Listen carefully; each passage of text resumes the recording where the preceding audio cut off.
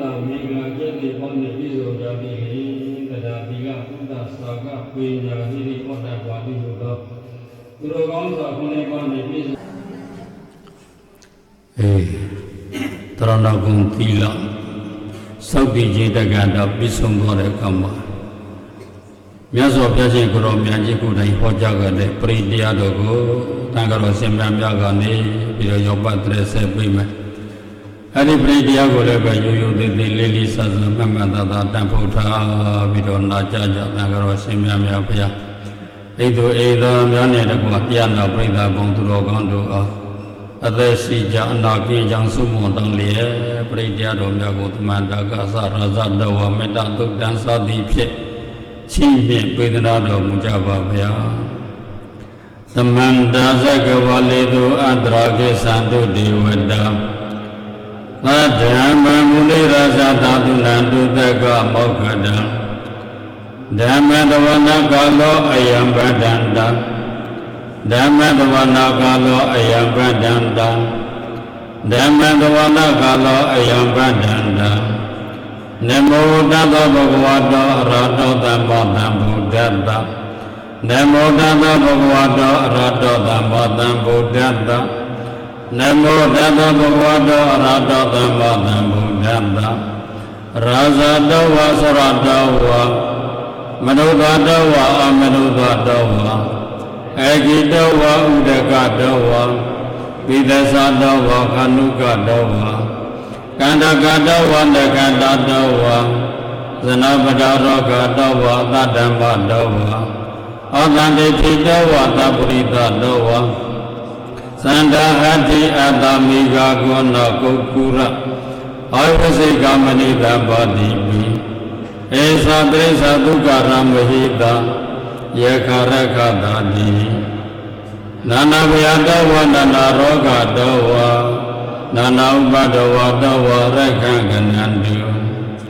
ယသနုဘဝတောယကံတိဝါဒတိတိပိတန္တံယမေစေဝနုဇံတောရတိတိဝမတ္တန္တိတောဒုက္ခံဒုပတိသုတောသဗ္ဗဗကိစီနပတ္တိဧဝမတိကုလုပိတံပရိဒတံဗနမဟိကရဏီယမန္တကုသလေလာယန္တသန္တပရမိသမေသတကောဥစုသတုစုသတဝသောသတမုရုအနာတိမနိတန္တုတကောသတုဘောရောသဘာကိသောသတံလဘုကဝုတိတန္တေန္ဒရေယသနိဘကောသအဘဂဘောကုလေဘောအန္တနုခိန္တောနောဇကုဏမောစလေကေစီယေနဝိညုပရိဥပဝတေယံဒုက္ခိနောဝကေဝေနောဟောတုသဘောတတ္တဘွန်တုဒုက္ခိတတ္တယေကေစိဝနာဗုဒ္ဓတိတတဝထဝရဝနဝတိတဒီဂဝယေဝမန္တမေစိမာရတကနုကတုလဒိဋ္ဌဝယေဝအဒိဋ္ဌယေဝတုရေဝတံတိအဝိတုရေဘုဒ္ဓဝါဒံဝိတိဝါဒဘာသတာဘွန်တုဒုက္ခိတတ္တနာဘရောပရဏိကုပေတနာတိမညေတကတစိနာကေစီဗျာရောဒနာပရိကတိညာနေညာမေညာသဒုက္ခမေစေယမဟာတရားဓမ္မယဗုဒ္ဓမောယုသာဧကဗုဒ္ဓမနုရေခေဧဝံပိသဗ္ဗဗုဒ္ဓေတုမရတံဘောယေအပရိမာဏံမေတ္တေသသဗ္ဗလောကသမေမရတံဘောယေအပရိမာဏံဩဒန္တောသတ္တရိယံသာသဗ္ဗတံအဝေရမန္တပတ္တံဒိဋ္ဌံသရဏိသိနောဝတိယနောယဝတတဝိဒံမေတ္တောဣဒံတတရားဒိဋ္ဌိယပြမမေတ္တံဝိရောရမေတ္တမောဒိဋ္ဌိသံနုပကံမောတိလဝါဒတတိတောတံပန္နောကာမေတုဝိရိယကေတံနောဣသဒုက္ခပတိယပုဏ္ဏရိတိဣတိပိသောဘဂဝရံသမ္မာသမ္ဗုဒ္ဓောဝိဇ္ဇာစရဏတံပန္နောဒုက္ခတောလောကဝိတုအနုတ္တရောပရိသတ္တမသရာတိတတ္ထာပြေဝမနုဿာနဘုဒ္ဓဘဂဝါသက္ခတောဘဂဝတဓမ္မောတန္တိတိကောအပါလိကောဧဟိပတိကောဩပါလိကောပိသတံဝရိတဘောဝိညုဟိသောပရိပန္နောဘဂဝတောသဝကတံကောဥဇဝရိပန္နောဘဂဝတောသဝကတံကောညာယပရိပန္နောဘဂဝတောသဝကတံကောကာမေစေပရိပန္နောဘဂဝတောသဝကတံကောဣ ယတိတံသတ္တာရိပရိသယုဂနိယတပရိသပုဂ္ဂလံဧကဘဂဝတောသဝကသံခောဟောနေယောပေါင်းတေယောတခိနေယောဣန္ဒလိကရနေယောနုတရံပုညခေတ္တလောကတာ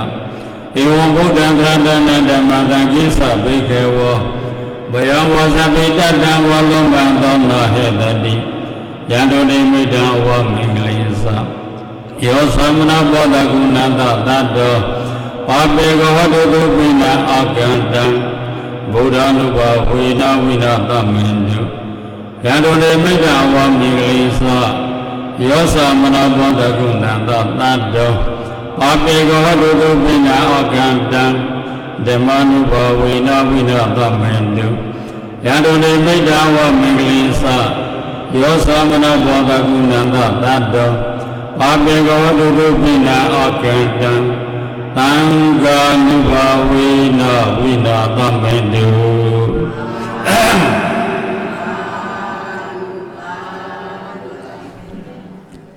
ဇယံတောဘောဓိယမူလေတတ္တနောနန္တိဘောဓနောဧဝမေဝဇယောဟတုဇယတုဇယမေကေလိတကြနာကဘောသမသမတာခတ္တိယလွယ်ပြုမှပွားတုစိပင်တကိဝိမင်းတို့၏နန္ဒီဘောဓနောအမြတ်တံနှလုံးအိမ်ကိုပြုံးဆိတ်ဆက်ဆက်တုံးကြ၍ကောင်းကျိုးနန္ဒနှင့်ပဲခြင်းကိုပွားစေတော်မူတာထသောဗုဒ္ဓသစ္စာလေးရာတရားများကိုတာသိမြဲဖျားရှင်သည်ဘောဓိယမိစေချက်ချောင်မြေမျက်နှာ၌ဖြာဖြာရှုံးဝေပေါ်ရောက်စီကားသည့်ညောင်ဘုဒ္ဓီမူလေအကျင့်သောဆက်ပါကျေပြ30ဒါနသီလနေကမသသောပရမီတော်တို့တို့ကိုနိယဝေါခြင်းအလိုလိုပေါက်တဲ့အပရာဇိအဖြစ်ရှိတဲ့စုပရင်ထက်၌ဇယံတော်ယထာဒေဝဗုဒ္ဓပိသိကရာသတိငါတံစေယုံမကိုပယ်လှန်ကိုစိတ်တွင်မဲ့အောင်မြင်ပြီးတကယ်လို့ဧဝံမေဝဣမိမချလတုသာလင်ဇေယောအတေကောင်းနေမဲ့ကောင်းစေကောင်းစေနာဒီပါကောင်းကြ၍ကောင်းကိုချမ်းသာအပြားပြားနဲ့အောင်မြင်နိုင်ကြောင်းမင်္ဂလာပြပေါင်းသည်ဒေသင်အိလိုအိသာဘုဒ္ဓဂါလူအများများအတွက်ဟောတုဖြစ်ပါစေဇေယမင်္ဂလိအောင်မြင်နိုင်ကြောင်းမင်္ဂလာပြပေါင်းတကူစိန်သောအာနုဘောတော်ကြောင့်ဒေသင်အိလိုအိသာဘုဒ္ဓဂါလူအများများသည့်ဇေယလူအောင်မြင်ပါစေတည်းဒေတုမကံအိလိုအိသာလူအများနဲ့တကွာအာလုံးသောတရားနာပိသပေါင်းသူတော်ကောင်းတို့အားဇယံတုမကောင်းသောကျိုးမကောင်းသောကံကြမ္မာမကောင်းသောဇာတာဒွါဒတရာပေါင်းတွေကိုထောင်းထောင်းကြည်ညဲအောင်ပယ်ဖြဲသုံးသိနိုင်ကြပါစေကုန်သတည်း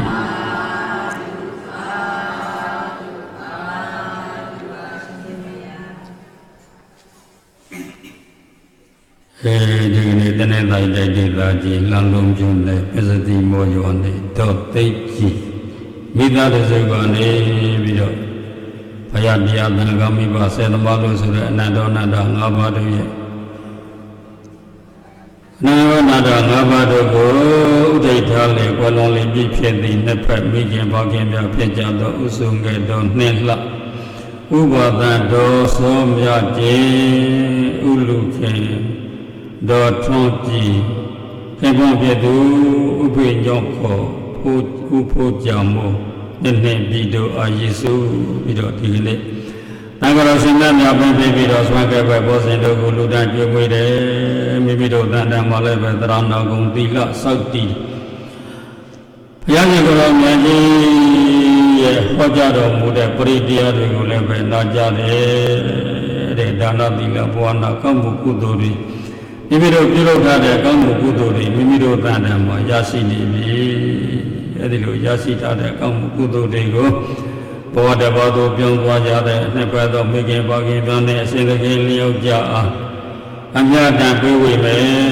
အဲဒီလိုမြတ်တန်ပေးဝေတဲ့အခါမှာသူတို့တွေသည်လာပြီးတော့သာဓုလူမောဒနာခေါ်နိုင်ပါစေ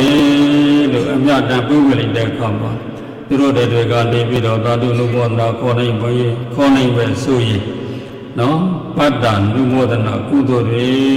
သူတို့တို့မှာရရှိမိမိတို့မှလည်းပဲဒီနေ့ပြုလုပ်တဲ့သူတို့ကိုအကြောင်းပြုပြီးတော့ပြုလို့ရတဲ့ကောင်းမှုကုသိုလ်သည်ဘဝတန်တရားတစ်ဆုပ် ကြည်လည်းပြီးတော့လာကြရသည်ရှိတော့ဆင်းရဲနေကြပြီးတော့ဘောဓံတရားမှာလူဘောနဲ့ဘောချမ်းသာမျိုးမျိုးခံစားဆန်းစားပြီးတော့နောက်ဆုံးနိဗ္ဗာန်တိုင်အောင်ရရှိရလိမ့်မယ်လို့အဲ့ဒီလိုရည်ရွယ်ပြီးတော့နော်ကောင်းမှုကုသိုလ်ပြုလို့ရမယ်ဒါကြောင့်ဒီကနေ့ဘုရားရှင်ကိုရောမြတ်ကြီးကိုလည်းပဲမိမိတို့ကိုယ်ွယ်စိတ်ကံပဲဘုရားရှင်ကိုရောမြတ်တို့အာနိကဇတင်းဗုဒ္ဓတပူဇံမဟာပိဇဝန္တောဓမ္မတပူဇံမဟာပညာဝန္တောသံဃတပူဇံမဟာဘောဂဝန္တောတိဗုဒ္ဓတပိဿလေးတံတရားမှန်ကိုအမှန်သိတဲ့မြုံကြီးထောထမြတ်စွာဘုရားအားပူဇံရှိခိုးပူဇော်မှုမြောက်မှန်လျော့ကြောရခြင်းသည်မဟာသေဇဝန္တောကြီးမြတ်သောတကုနှင့်ပြည့်စုံနိုင်ပေ၏ဘုရားကိုပူဇော်ခြင်းသည်တဲ့ကြီးမြတ်သောတကုနှင့်ပြည့်စုံနိုင်တယ်ကြီးမြတ်သောတကုဆိုတာဘောဓံတရားတစ်ချက်ပေါ်နောက်ဆုံးတိုင်အောင်နော်ကြီးမြတ်သောတကုနှင့်ပြည့်စုံခြင်းဆိုတဲ့အကျိုးတရားတွေရရှိကျိုးတရားရရှိတယ်ဆိုတာဒီတော့ဘုရားကိုပူဇော်လို့ဘုရားကတကုကြီးစေလို့ဘုရားကပေးတာဘူးဘာဖြစ်လို့တကုကြီးတဲ့ကျိုးတရားရတယ်လဲဆိုရင်ဘုရားကိုပူဇော်လို့မိမိတို့ကပူဇော်လို့အဲ့ဒီကြီးတဲ့တကုတရားတွေတကုတွေရရှိနော်ဒါပေမဲ့လို့မိမိတို့တန်တမှာဘာလို့တလဲဆိုရင်တရားသီလသုတ္တစာကပညာတရားဤငါးပါးနှင့်ပညာသူသာလူရရလိပဋ္ဌနာသုတောင်းတောင်းတိုင်းဘုရားရတ္တစွာတည်းမိမိတို့တန်တမှာအင်္ဂါရှိတယ်အင်္ဂါရှိတဲ့လူတဲ့စုကိုတောင်းတဲ့စုကိုရတယ်ဆိုတာဘုရားရှင်ကိုယ်တော်မြတ်ကြီးကိုပူဇော်လို့လူတဲ့စုကိုတောင်းတဲ့စုကိုရတယ်ဆိုတာမိမိတို့တန်တမှာအင်္ဂါရှိဘာအင်္ဂါလဲဆိုရင်အဲ့ဒါလူတိုင်းရဲ့နော်တရားတရားနဲ့ပြည့်စုံရမယ်ယုံကြည်မှုဆိုတဲ့တရားတရားရှိရမယ်သီလငါးပါးသီလရှစ်ပါးသီလစသည်ဖြင့်မိမိတို့စောင့်တူခြင်းဆိုတဲ့သီလရှိရသုတ္တတဲ့အကြမြင်ဘုရားရှင်ကိုယ်တော်မြတ်ကြီးဟောကြားခဲ့တဲ့တရားဓမ္မတွေကိုသိလိမ္မာခြင်းဆိုတဲ့သုတ္တဘုဟုတုတ္တသုတ္တရှိရမယ်စာကတဲ့ယခုလိုစောကျက်ပိကံလှူဒါန်းခြင်းဆိုတဲ့စာကတရားရှိရပညာလောကီပညာလောကုတ္တရာပညာကြောင့်တဲ့ကျိုးကောင်းတဲ့စုကိုဖွက်ချနိုင်တဲ့လောကီပညာကုသိုလ်နဲ့အကုသိုလ်ကိုဖွက်ချသိမြင်နိုင်တဲ့ပညာနောက်ပြီးတော့ဝိပဿနာလောကုတ္တရာဝိပဿနာပညာဒီပညာပြီးမိမိတို့တန်တမှာရှိရမယ်အဲ့ဒီလိုတရားသီလသုတ္တစာကပညာတရားအင်္ဂါပါးနဲ့ပညာသူလင်လူရရလင်ပဋ္ဌနာသုတောင်းတောင်းတိုင်းပူဇော်ရတ္တစွာတည်းဘုရားကိုကိုယ်ွယ်လို့တကုကြီးတယ်ဆိုတာဘုရားကတကုကြီးစေလို့ပြောတာမဟုတ်ဘူးမိမိတို့ဘုရားကိုကိုယ်ွယ်လို့ကိုယ်ရဲ့အင်္ဂါနဲ့ပြည့်စုံပြီးတော့ဘုရားရှင်ကိုယ်တော်မြတ်ကြီးကိုကိုယ်ွယ်လို့နော်ဒီတိုင်းမိမိတို့ဘုရားရှင်ပေါ်မှာတင်ထားတဲ့ပင့်ထားတဲ့ဘုရားရှင်ကိုယ်တော်မြတ်ကြီးကိုသက်တော်တင်ရှားရှိတဲ့မြတ်စွာဘုရား၌၎င်းပရိနိဗ္ဗာန်ဝင်ဆံရွှေ့ပြောင်းဆဲမွေးလုံးတော်မူသောမြတ်စွာဘုရားရှင်ကိုယ်တော်မြတ်ကြီးထံ၌၎င်းတဲ့စိတ်ထားပူများပြီးတော့ပုဂ္ဂိုလ်စိတ်ကံမဲ့ဆိုရင်ကျိုးတရားလည်းပဲပူများတယ်နောက်ဆုံးသိသောတဲ့အခါမှာတတ္တကိစ္ဆန္တိသူကတိဆိုတဲ့အတိုင်းသူကတိဘုံဘောသူရရှိရတယ်ခံစားရတယ်တခုကြည့်တယ်ဆိုတာကတော့အဲ့ဒါတော့ပြောနေဖို့ချိန်မရှိဘူးနော်နောက်ပြီးတော့ဓမ္မတပူဇံမဟာပညာဝတ္တောဓမ္မတမလိတဗုလိတနိဗ္ဗာန်ပရိယဆိုသောဆေဘသောတရားတော်များအားပူဇံရှိခိုးပူဇော်ဖူးမြော်မှန်လျော့ကြောရခြင်းသည်မဟာပညာဝတ္တောကြီးမြတ်သောပညာနဲ့ပြည့်စုံနိုင်ပြီဘုရားရှင်ကိုယ်တော်မြတ်ကြီး45ဘဝတိုင်တိုင်ဟောကြားတော်မူတဲ့တရားဓမ္မတွေကိုစာပေကျမ်းဂန်တွေကိုနေတဲ့နေ့တိုင်းလေ့လာကျင့်သုံးပြီးတော့ဖတ်ရှုပြီးတော့နေပဲဆိုလို့ရှိရင်အဲ့ဒါတရားကိုပူဇော်တာပဲအဲ့ဒီတော့တရားကိုပူဇော်နေလို့ရှိရင်မိမိတို့တန်တိုင်မှာဘာတွေတိုးသွားလဲအသိအလိမ္မာဉာဏ်ပညာပြီးတိုးသွားတယ် တန်ခဲသပူဇံမောဟဘူဘောကဝံတော်တဲ့တန်ကြတော်ရှင်မြတ်မြောက်ကိုတန်ခဲသမဂ္ဂရံ၄ယောက်ခဏတန်၄ယောက်ဆိုတော့ရှင်းတော်အရိယတန်ခါပေါင်းတဲ့တဘောသမုဒိမွယ်ဝင်တန်ကြတော်ရှင်မြတ်မြောက်အားပူဇံရှိခိုးပူဇော်ပူပြောင်းမှန်လျော့ကြောရခြင်းသည်မဟာဘောဂဝံတော်မြတ်မြတ်သောစိတ်စိတ်ဥစ္စာနဲ့ယတနာနဲ့ပြည့်စုံနိုင်ပြီဘုရားရှင်ကိုယ်တော်မြတ်ကြီးတပိတော်ဘောကပြတဲ့တန်ကြတော်ရှင်မြတ်မြောက်ဒီမှန်ပြီးတော့ရှိခိုးကိုယ်ကစိတ်ကံပဲဆိုလို့သိချင်းအသိချီရအပ္ပမေယမရည်တွက်နိုင်တဲ့အကျိုးတရားတွေမနိုင်ရှင်တဲ့အကျိုးတရားတွေမစိတ်ရှင်နိုင်တဲ့အကျိုးတရားတွေရရှိရမယ်ခံစားရမယ်တဲ့နော်ဒါကြောင့်ဒီကနေ့မိမိတို့တွေသည်မိမိတို့ကိုယ်ကစိတ်ကံပဲဘုရားရှင်ကိုယ်တော်မြတ်ကြီးကိုကိုယ်ကစိတ်ကံတဲ့ကိုယ်ကစိတ်ကံပြီးတော့ဘုရားရှင်ကိုယ်တော်မြတ်ကြီးဟောကြားကြတဲ့တရားဓမ္မတွေကိုလည်းပဲကိုယ်ကစိတ်ကတဲ့တန်ကြတော်ရှင်မြတ်များကိုလည်းပဲကိုယ်ကစိတ်ကတဲ့သူတရားတွေဟာဘဝတန်တရားတစ်ဆက်မော်တကူကြည့်ခြင်းပညာနဲ့ပြည့်စုံခြင်းပစ္စယဥစ္စာနဲ့ပြည့်စုံခြင်းဆိုတဲ့ကျိုးတရားတွေကတော့တွေရရှိလိမ့်မယ်လို့သူတို့နဲ့လူရင်းနော်ရှင်းပြီးတော့အဲ့ဒါနောက်ပြီးတော့ဘဝတစ်ပါးသို့ပြောင်းသွားတဲ့သူတွေကိုရည်မှန်းပြီးတော့ဒီကနေ့ကောင်းမှုကုသိုလ်ပြုလုပ်တယ်ဆိုတော့ဘဝတစ်ပါးသို့ပြောင်းသွားတဲ့သူတွေကိုပြုလုပ်တယ်မိမိတို့တည်းပြုလုပ်တယ်သူတို့တည်းရရှိတယ်လားအဲ့ဒါလည်းတစ်ချက်ဩမြတ်ကြီးကိုယ်တော်မြတ်ကြီးလည်းတက်တော်ခါတော့ကနော်ပုံနာတယောက်ဇာနုသောနီအမေရှိတဲ့ပုံနာတယောက်ကနေပြီးတော့ဘုရားရှင်ကိုယ်တော်မြတ်ကြီးကိုလျှောက်ပူးတယ်ဘုရားကြည်တော်မူသောမြတ်စွာဘုရားတဲ့တပည့်တော်တို့ပုံနာမျိုးပါဘဝတစ်ပါးသို့ပြောင်းသွားတဲ့သူတွေကိုရည်မှန်းပြီးတော့လူဒါနတွေပြုတယ်တဲ့အဲ့ဒီလူဒါနကိုပြုပြီးတော့အမြတ်တန်ပြေးဝေးပါတယ်ဘုရားအဲ့ဒီတော့ပြီးတော့အမြတ်တန်ပြေးဝေးတိုင်းသူတို့တည်းရရှိရပါသလားခံစားရပါသလားဘုရားအဲ့ဒီကမှာဘုရားရှင်ကိုယ်တော်မြတ်ကြီးကတကားတော့တဲ့ရပြီးတဲ့နေရာကြလို့ရှိရင်ရတယ်မရရှိတဲ့နေရာကြတော့မရဘူးခံစားခွင့်ရှိတဲ့နေရာကြတော့ခံစားခွင့်ရတယ်ခံစားခွင့်မရှိတဲ့နေရာကြတော့ခံစားခွင့်မရှိဘူးဆိုတော့နော်ပုရိသေတ္တဝါတို့ရဲ့သွားရဂတိကဒေဝဂတိတဲ့နတ်ဘုံနတ်ဌာနသို့သွားရခြင်းမနုဿဂတိလူဘုံလူဌာနသို့သွားရခြင်းနေရယဂတိငရဲဘုံငရဲဌာနသို့သွားရခြင်းပိဋကဂတိတဲ့ပိဋကဘုပိဋကဌာနသွားရခြင်းတိရိစ္ဆာနဂတိတိရိစ္ဆာန်ဘုတိရိစ္ဆာန်ဌာနသို့သွားရခြင်းဆိုတဲ့အဲ့ဒါဂတိ၅သွယ်အဲ့ဒီဂတိ၅သွယ်ကတော့နော်မိမိတို့တည်းတဏှာတော့လူတိုင်းကတတ္တဝါတိုင်းဟာရောက်ရရတယ်အဲ့ဒီမှာခံစားခွင့်ရှိတဲ့နေရာဆိုတာကတဏှာပဲရှိတယ်ခံစားခွင့်မရှိတဲ့နေရာတွေကအများကြီးအကယ်၍သူတို့တည်းသိပြီးတဲ့အခါမှာနတ်ဘုံနတ်ဌာနဗြဟ္မဘုံဗြဟ္မဌာနတို့ရောက်သွားမယ်ဆိုလို့ရှိရင်ဒီကကောင်းမှုကုသိုလ်ပြုလုပ်ပြီးတော့အမြတ်ပေး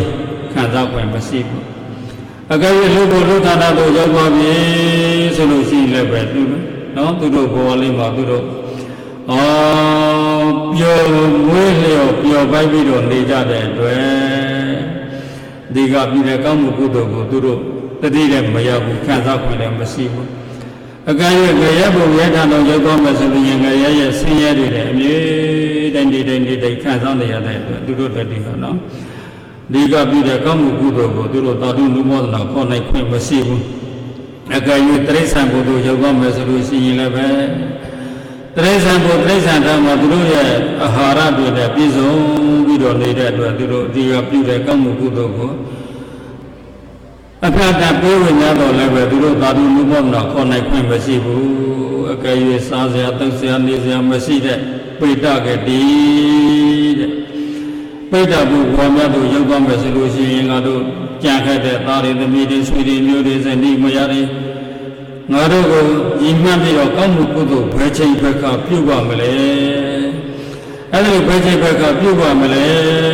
လို့သူတို့တွေကနေပြီးတော့တန်တာပြီးတော့နေတဲ့အချိန်စောင့်မျှော်ပြီးတော့နေတဲ့အချိန်ဒီကလည်းပဲကောင်းမှုကုသိုလ်ပြုပြီးတော့အမြတ်တန်ပေးဝေတဲ့အချိန်အဲ့ဒါနဲ့တိုးပေါ့ ဒီကမြတ်တန်ပေးဝဲတို့သူတို့သာလို့လုံးမောနာခေါ်နိုင်မှ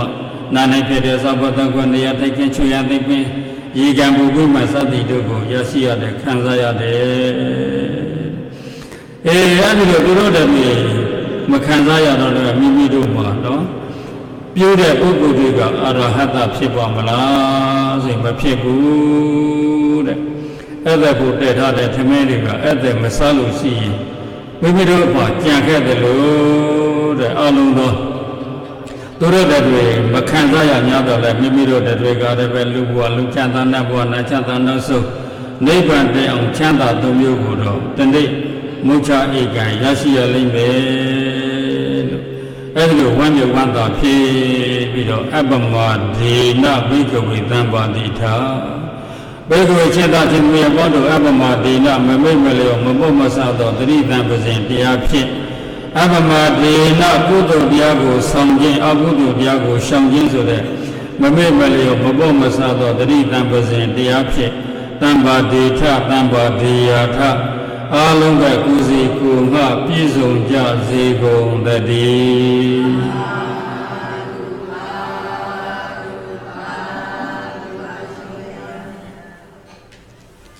်းရောမူလဆိုတော့ကြောင့်ပြေခွက်ကိုက်ပြေစခွက်ကိုက်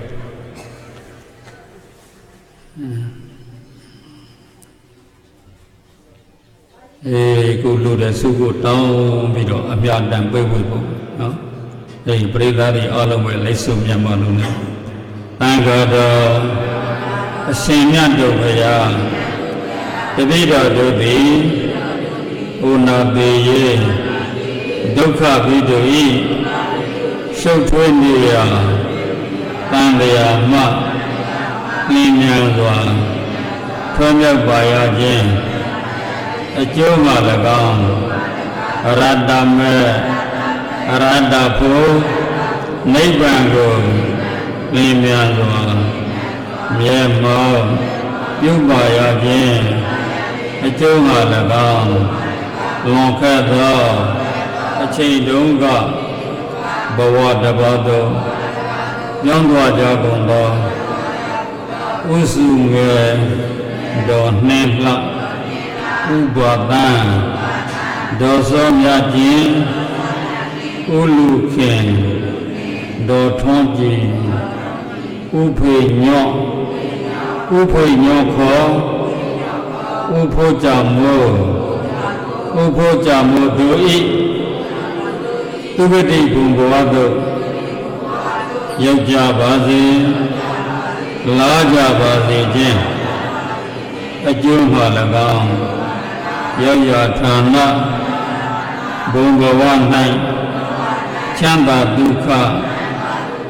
ရရှိခံစားရပါစေခြင်းအကျိုးမှ၎င်းအရှင်ဘုရားတို့သည်စေတနာထားမိတ္တဘွားကအသက်ရှိကြအနာကင်းကြောင်းသုံးမောတောင်းလျက်ယောဖတရစေအပ်သောပရိမေတ္တာဒေသနာတော်ကိုရိုးရိုးသေးသေးလေးလေးစားစားမှန်မှန်သားသားနာခံကြပါကုန်၏အရှင်ဘုရားကံကို၎င်းကံဤအကျိုးကို၎င်းဤလောကကို၎င်းဓမ္မလောလောကကို၎င်းတကယ်တမ်းရှိဤဟုသဲဝင်ယုံကြည်ပါကုန်သည်ဖြစ်၍တရဏကိုသုံးပါးနှင့်တကွငါးပါးသောသီလတော်များကိုခံယူကျင့်သုံးစောင့်တည်ပြီး၍တတိတော်တို့သည်ငယ်စဉ်ကစယနေ့ကြာအောင်ဖယားတရားသံဃာမိဘဆရာအသက်သိက္ခာဂုဏ်ဝကြီးမှာပုဂ္ဂိုလ်များတို့၏ဆုံးမညွန်ကြားဩဝါဒ စကားကိုလည်းမသွေမတိမ်လိုက်နာကျင့်သုံးကြပါကုန်၏အရှင်ဘုရားရှင်ဘုရားတို့သည်ကိုယ်မနွမ်းစိတ်မပန်းပဲမြတ်စွာဘုရား၏သာသနာတော်300ကိုနေလတပွဲနှင်းတဲ့တောက်ပါအောင်ဆောက်ရှောက်နိုင်ရန်ရည်ပန်းလျက်တပည့်တော်တို့သည်ဘဝတစ်ပါးသို့ပြောင်းသွားသောသူတို့၏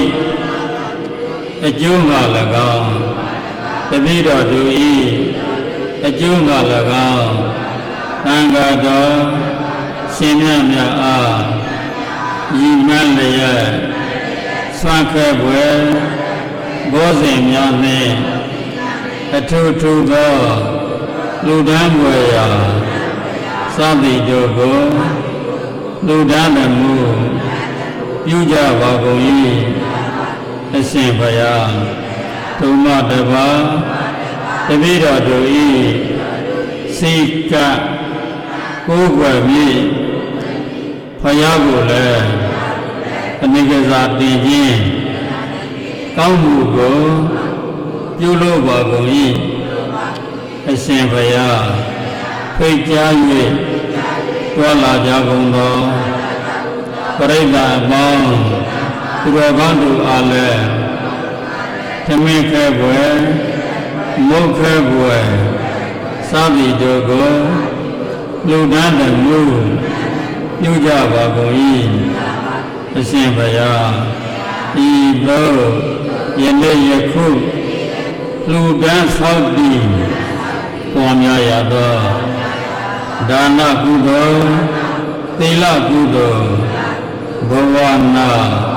ကုသိုလ်ကံဤအစွမ်းကြောင့်ဒုက္ခခတ်သိချုပ်ငြိမ်းရမှန်ဉာဏ်နိဗ္ဗာန်ကို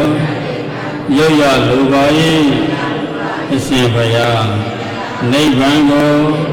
မရောက်သေး၍ဤယုတ်ဤနာဤခန္ဓာဖြင့်အကဲ့၍များသံဃာဘဝ၌ဤလျက်များ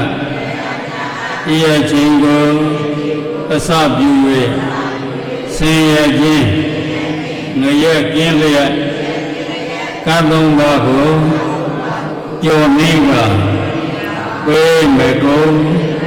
လူမခံနိုင်တော့သာသနာပြုပုဂ္ဂိုလ်ထူးပုဂ္ဂိုလ်များများဖြစ်ရပါလေအရှင်ဘုရားဤသို့ယနေ့ယခုပြုလို့အထုရသောကောင်းမှုကံဤအဖို့ဘာကကိုရှေးဥစွာဘဝတစ်ပါးသို့ပြောင်းသွားကြကုန်သောဥစုငယ်တော်နှင်းလှ